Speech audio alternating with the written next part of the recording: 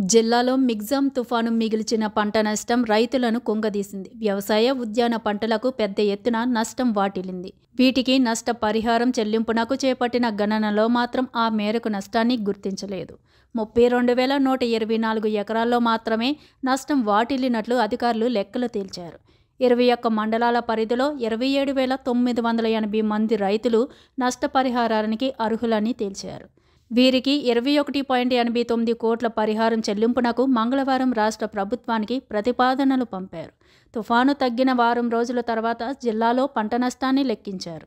ఈ నెల 11 నుంచి 18 వరకు క్షేత్రస్థాయిలో అధికార బృందాలు పర్యటించాయి. 33% కన్నా ఎక్కువ నష్టం జరిగిన పంటలకే పరిహారం వర్తించేలా ప్రతిపాదనలు తయారు చేశారు.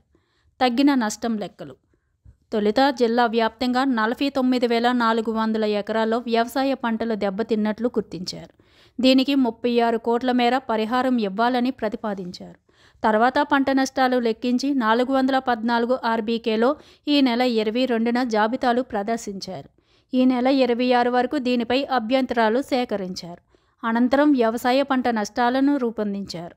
అందులో నష్టం తగ్గిపోయింది. దీని ప్రకారం వరి పంటకు 31,045 ఎకరాల్లో నష్టం సంభవించగా 26,905 మంది రైతులకు 21.37 కోట్ల పరిహారానికి ప్రతిపాదించారు.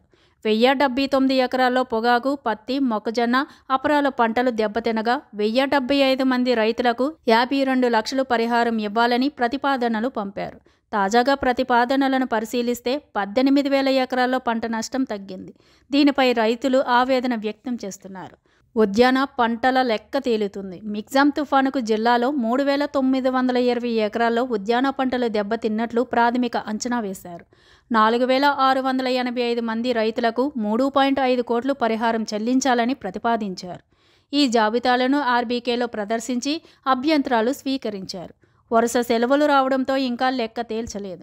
1-2 రోజుల్లో కొలిక్కి వచ్చే అవకాశం ఉందని జిల్లా ఉద్యాన అధికారి నేతల మల్లికార్జునరావు తెలిపారు. అనంతరం నివేదికను రాష్ట్ర ప్రభుత్వానికి పంపిస్తామని చెప్పారు.